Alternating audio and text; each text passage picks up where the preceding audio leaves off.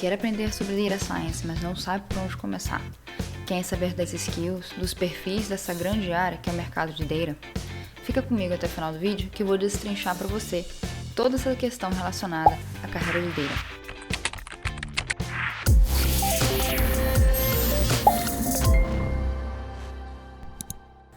Olá, meu nome é Juliana Mascarenhas, sou Tech Education Specialist da DIO e estou aqui para falar com vocês um pouquinho sobre o mercado de Data.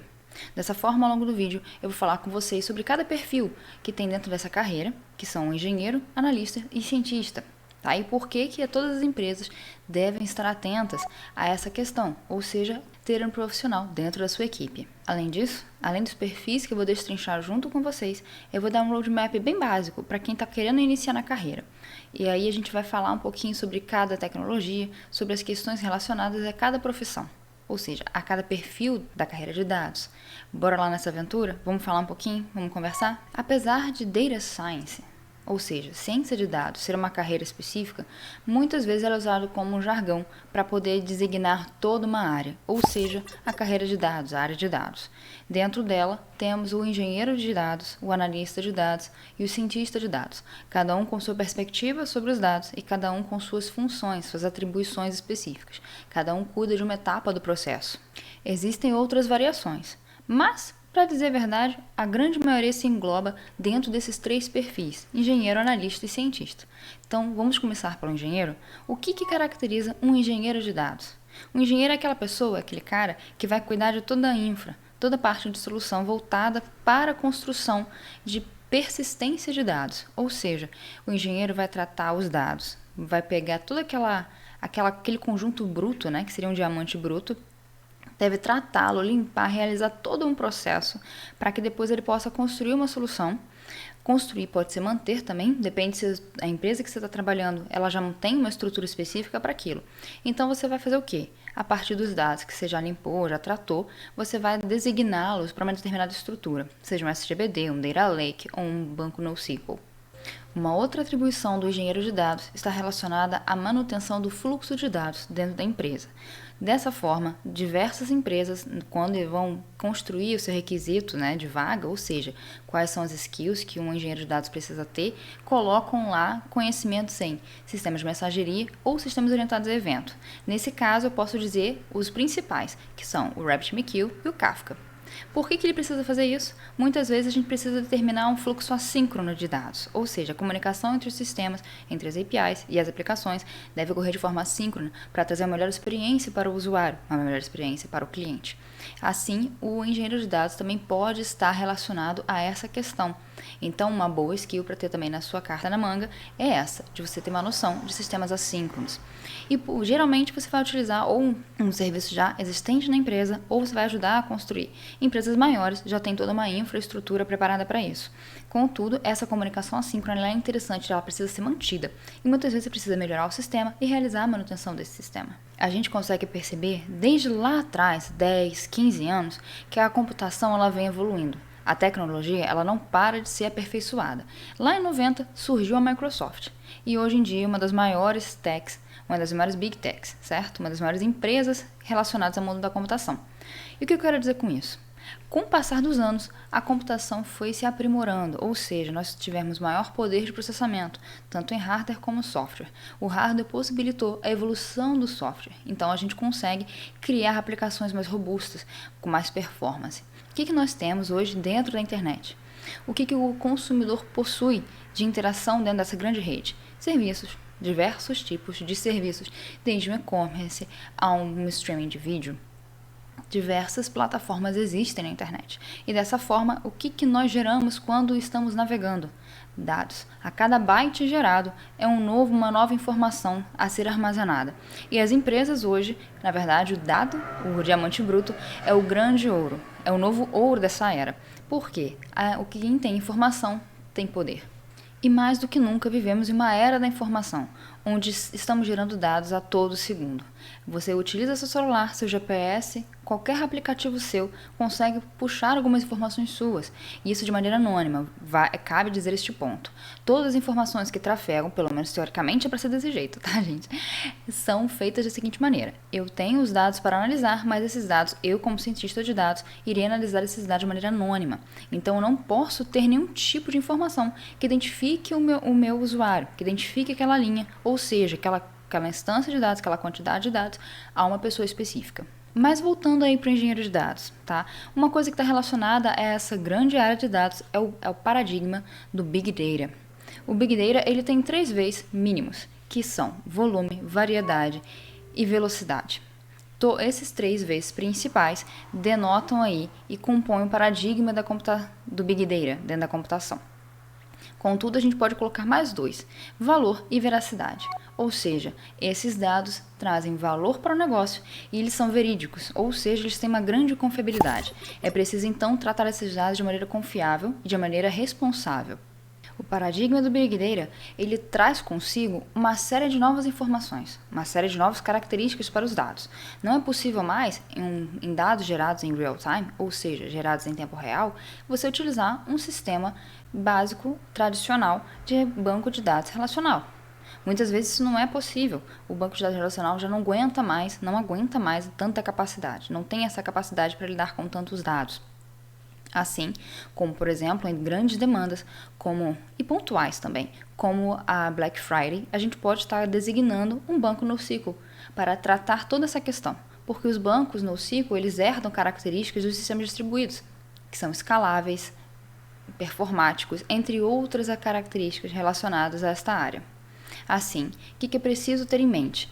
Que o engenheiro de dados ele vai tratar dados tradicionais, podemos chamar assim, de dados tradicionais, que são estáticos, não tem muita variação, mas também iremos tratar dados lá na outra ponta com um paradigma do Big Data. Seguindo nessa linha de análise de dados, um tipo de processo, um processo que eu posso designar para vocês como papel do engenheiro de dados é o ETL, ou seja, Extract, Transform and Load, ou seja, extrair, transformar e carregar os dados. Esse é um processo inerente à carreira de engenheiro de dados, apesar de muitas vezes cientistas também fazer esse papel. Mas continuemos, depois eu falo sobre isso.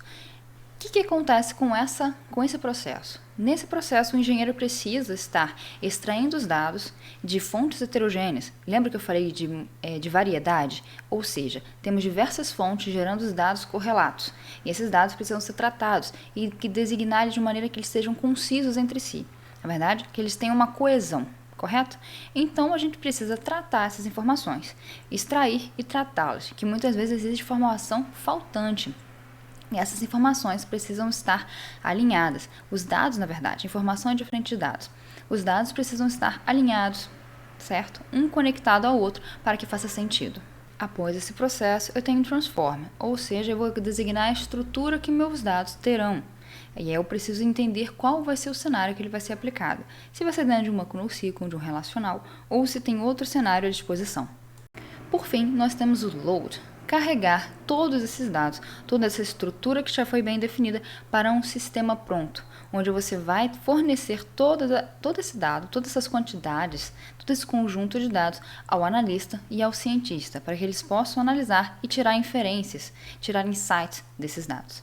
Falando agora de maneira geral, vamos pensar o seguinte: eu tenho uma quantidade de dados, e lembra que eu falei sobre que os dados podem vir desconexos por estarem em fontes heterogêneas? Então, nessa fase você pode ter, por exemplo, um banco de e-commerce, e mesmo dentro da mesma fonte, eu estou puxando os dados de um banco relacional, por exemplo, e ali eu tenho que os usuários possuem cada um perfil diferente, um padrão diferente de digitação. E aí ocasiona em quê? Em algum tipo de inconsistência, certo? E o que eu preciso nesse sentido? Tratar essas informações, certo? Para que elas tenham um padrão em que eu consiga identificar cada uma. E como que o engenheiro de dados faz para puxar essas informações? Muitas vezes você vai ter à disposição os bancos, os SGBDs, seja ele relacional ou NoSQL, tá? E se você estiver tratando dados da própria empresa, eles vão estar persistidos em algum lugar. Ou em um arquivo, certo? Que foi gerado ali por uma determinada aplicação e depois persistindo no banco de dados. Ou então você vai utilizar um web scraping puxando aí das páginas, puxando os dados, conseguindo puxar via web scraping algumas informações. E além disso, utilizando APIs. Depois de coletar esses dados, você vai precisar tratar, como eu já comentei. E aí o que você vai se preocupar? Em trazer uma coesão para esses dados, tirar as redundâncias, eliminar espaços em branco, eliminar informações inúteis, correto? E depois de feito isso, seus dados estão lá redondinhos, estruturados, bem bonitinhos, você vai passar para a parte de load, né? Vai carregar esses dados em algum lugar. E depois que você estrutura um sistema e você coloca todos aqueles dados, né? Coloca uma maneira de dizer, tá, gente? Você transfere aqueles dados para um sistema, você tem que disponibilizar toda essa informação, todo esse conjunto de dados para o analista e cientista. E muitas vezes você vai ter que deixar isso pronto.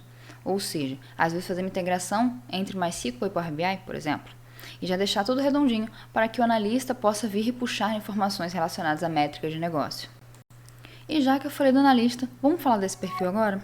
Então, o que é um analista de dados? Depois de todo esse processo de criação, de construção, de solução para dados, o analista vai puxar essas informações e vai analisar com qual viés de negócio. O seu foco está na saúde da empresa, em otimização de processos e, consequentemente, em gerar valor, em gerar resultados gráficos visuais para que as pessoas envolvidas, os stakeholders, possam ter acesso a essas informações. Então, neste caso, o analista vai cruzar os dados, analisar e definir graficamente, criando pranchetas, criando dashboards, como por exemplo utilizando o Power BI, para estar mostrando métricas relacionadas aos OKRs, por exemplo, numa startup. Então, qual é o foco do analista de dados? Tomada de decisão. Ele irá fomentar tomadas de decisão relacionadas à saúde da empresa, relacionadas ao negócio, ao foco da empresa, seja vendas ou outro segmento. O analista, então, precisa ter um know-how, entender em qual contexto está inserido os seus dados e, assim, conseguir tomar decisões. Por que ele precisa entender? Para que ele consiga entender as métricas e tirar resultados interessantes, insights relevantes dos dados, ele precisa entender todo o contexto. Se está em negócio, ou então se está na área de medicina, na área de biologia, na academia. Apesar de que o analista geralmente está atrelado ao negócio, ou seja, à empresa, ao mundo do mercado. E o cientista ele já pode estar disseminado em diversas áreas distintas. Assim, o que nós temos? Precisamos então de um profissional que entenda seu contexto e consiga fazer as perguntas corretas, as perguntas que mais fazem sentido dentro do mundo de negócios. E agora, já que a gente falou um pouquinho de cientista também, que ele acaba permeando diversas áreas aí, vamos pensar um pouquinho o que é o cientista, qual é o papel dele de frente do analista e do engenheiro. Apesar do cientista de dados não necessariamente precisar saber da etapa anterior e ter ali uma atribuição específica, né? Ter uma limitação dentro das suas atribuições, essa limitação não é muito clara. Essa borda ali, essa fronteira, ela é meio nebulosa. Por que eu digo isso? Acredito que até devido à imaturidade do mercado relacionado a essa área é relativamente nova aqui no Brasil. Então, quando você pensa em cientista de dados, se você procurar por vagas, você consegue encontrar processos de ETL associado ao perfil de cientista, ou pelo menos da parte de limpeza, coleta de dados e assim transformação desses dados para algo útil. Por que eu digo isso? Muitas vezes, como cientista, assim como eu, teve que trabalhar com os dados brutos e lapidar esse diamante, certo? Para que depois, no momento posterior, você fosse capaz de estruturá-los. E aí você pode utilizar algumas abordagens para utilizar um modelo específico. Dentro da área de ciência de dados, nós temos algumas abordagens diferentes. Eu posso citar algumas. A primeira dela é a área de Machine Learning, ou aprendizado de máquina, que está bem em voga, está super hypada. A segunda delas é a Network Data Science, que é uma área que já você utiliza redes complexas para conseguir modelar o seu contexto. Você utiliza, então, o conceito de abstrato de grafos para estar criando seus modelos e analisando com métricas específicas essa área. Ou então, se você é um matemático, um estatístico que veio para a área de ciência de dados, a sua abordagem será muito matemática. Você então utilizará a estatística praticamente pura para estar criando aí e modelando seu contexto. Ainda não está muito clara a divisão entre analista e cientista? Vamos pensar dessa forma. O analista está para o passado, então ele precisa entender o que aconteceu e mostrar as métricas para o seu negócio. E que como o cientista vai influenciar nas decisões, nas tomadas de decisões relacionadas ao negócio. Ele vai olhar para o futuro realizando predições, classificações, entendendo o comportamento do seu contexto, da sua rede, se você utilizar a abordagem Network Data Science. Então você vai entender todo o seu contexto, tirar insights que um analista não conseguiria tirar pela sua visão restrita do negócio. Então, o cientista ele é mais abrangente. Ele tem perfil exploratório e analítico. Ele precisa fazer perguntas e entender quando designar um modelo específico para aquele contexto. Assim, eu consigo saber se o modelo é melhor para a área de marketing, se o modelo é melhor para a área de growth, ou então para verificar contextos relacionados à biologia, por exemplo. Então, na verdade, o cientista ele vai tomar a decisão, ele vai, a partir da sua mente analítica, entender qual cenário se aplica a cada modelo. Uma outra atribuição do cientista de dados está relacionada a algoritmos que automatizam tomadas de decisão. A gente pode pensar também no algoritmo de recomendação da Netflix, ou então de outras grandes empresas. Qual que é o intuito aqui? Ele utiliza um algoritmo de data clustering. Então, essa métrica ela vai auxiliar na recomendação de filmes e séries para um cliente. O que esse algoritmo traz para a gente? Ele vai identificar quais são os grupos, quais são os temas, quais são os principais interesses dentro de um determinado contexto para aquela pessoa em específico, para aquele usuário em específico.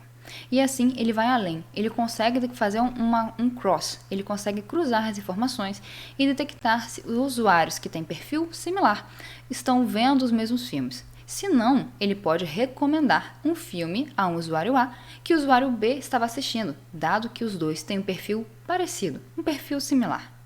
Assim, um outro ponto que nós, cientistas de dados, precisamos estar atentos é com relação ao grande volume de dados. Muitas vezes vocês não vão analisar apenas dados estáticos, dados vamos dizer assim, tradicionais, no formato tradicional. Então, provavelmente você vai lidar com dados aí inclusos, na verdade, dentro do paradigma do Big Data. Por isso, é preciso estar atento a soluções voltadas para grande volume de dados, para seu gerenciamento. E aí, ter essas skills bem estruturadas, um pensamento analítico, exploratório, e entender quando utiliza cada modelo são realmente diferenciais. E aí vem a grande pergunta: por onde que eu começo? O que eu vou aprender para iniciar nessa área? Bom, primeiramente, um cientista de dados sempre vai utilizar Python. Para qualquer tipo de automação, análise, coleta e até extração, qualquer coisa relacionada aos dados, você vai utilizar o Python. O Python pode ser utilizado até fim a fim, ou seja, desde o momento de coleta, limpeza, extração, consequentemente, e limpeza dos dados, até a parte de análise e plotar, ou seja, você criar uma parte visual, uma demonstração gráfica de todo o seu contexto, de todos os seus dados, para pessoas que estão interessadas e são leigos, vamos dizer assim. A maioria geralmente é leigo que está interessado no seu assunto. Então, Python, na verdade, é uma obrigação de todo Data Scientist, ou seja, de todo cientista de dados. Alinhado nesse roadmap, o que vocês podem estar atentos? A SGBDs, SQL e NoSQL, ou seja, SGBDs com modelo relacional e SGBDs por um modelo NoSQL, que aí você tem orientado a documentos, wide column, grafos, diversos sistemas diferentes, cada um com sua estrutura. Eles serão utilizados para a persistência dos dados e geralmente são muito utilizados quando você está lidando com multi-usuário. Para a última etapa, o que é interessante? A área de visualização de dados. Um cientista, sim, ele pode utilizar as bibliotecas do Python para estar plotando esses gráficos, mostrando as informações. Mas ele também é interessante que pode ser que as empresas solicitem conhecimentos em Power BI, apesar dessa ferramenta estar muito associada aos analistas. Então, com relação à área de visualização, o Python já supre bastante coisa, mas é interessante que você tenha noção aí de outras ferramentas. Alinhado a toda essa estrutura, todo esse roadmap, tem o tal do storytelling, que é uma soft skill de contação de história. Então você precisa entender todos os seus dados, aplicar as métricas, entender os insights ali, os resultados e apresentar isso para pessoas que não têm conhecimento técnico. Ou seja, você precisa ser um bom contador de histórias. E para finalizar esse vídeo, por que toda empresa precisa de alguém da carreira de dados? Ou pelo menos um cientista de dados associado à sua empresa, à sua equipe? Porque nós conseguimos impactar diretamente na saúde da empresa, nas tomadas de decisão. Se você tem uma equipe de dados na sua empresa, com certeza você vai conseguir otimizar processos, produtos e ainda influenciar no aumento da rentabilidade, no aumento do lucro. E aí o analista está juntinho nesse quesito. E qual é o diferencial nessa área? Eu diria que, apesar de obrigação, o diferencial é: entenda o que você está fazendo. conheça as ferramentas, mas conheça realmente. Saiba por que você está aplicando uma determinada ferramenta ao seu cenário, qual modelo você está utilizando e por quê. E não saia simplesmente jogando métricas e esperando o resultado surgir dali. Você precisa saber fazer as perguntas certas e para isso precisa de estudo e entender o seu contexto, seja ele de qual frente for, qual área for. Então, para um bom cientista, para um bom profissional de dados, é preciso que você entenda os modelos, entenda o seu contexto, entenda o que está sendo feito. Ok, Juliana, você destrinchou junto aqui comigo toda a carreira de dados, mas o que eu posso fazer para ter de inicial no meu portfólio? Quais seriam os projetinhos básicos aí para eu estar colocando no meu portfólio? Eu diria assim, você pode estar olhando, se você olhar com olhar de cientista, a área de predição. Você pode pegar todo o conjunto de dados relacionados à bolsa de valores e, de repente, pegar esses dados e tentar encontrar um padrão, que a gente faz reconhecimento de padrão, e determinar uma previsibilidade para um próximo ano, para um determinado período subsequente. Ou seja, realizar realmente predição ou previsão da variação da bolsa de valores. Outra questão que você pode estar atento é puxar dados do DataSource, que tem uma base de dados free. E você pode estar analisando, por exemplo, taxa de natalidade. E ali você analisa o comportamento, quais as áreas que tiveram maior taxa, e pegar ali, formular perguntas e utilizar as ferramentas de análise em Python para estar criando todo um cenário e expondo todo esse resultado. Alinhado a isso, se você quer avançar um pouquinho mais, você pode estar utilizando bibliotecas de Machine Learning. E aí, fazendo reconhecimento facial ou então de speech, né? Reconhecimento de fala, utilizando aí o processamento de linguagem natural, que também é uma das coisas que estão sendo pedidas para um cientista de dados. Bom, eu já dei ideia de alguns projetinhos aqui, eu vou deixar na descrição do vídeo alguns projetos que vocês podem estar associados, vocês podem estar criando e colocando no seu portfólio. Ju, e para o analista? O que eu coloco? Bom, o analista está focado em negócios. Então, por que você não pega, de repente, dados relacionados ao marketing de uma empresa ou vendas e começa a analisar aquilo ali e verificar ao longo do tempo como que foi o andamento daquela empresa? Métricas associadas ao ambiente de negócios. E aí você começa a colocar isso e, de repente, você já plota isso dentro do Power BI. Você pode estar transformando essas informações em um dashboard. E o engenheiro de dados? Criar soluções de manutenção, de construção para persistência de dados. Então, gente, tem aí um bocado de coisa para vocês brincarem, um bocado de coisa para preencher o portfólio de vocês. E vamos lá, até a próxima!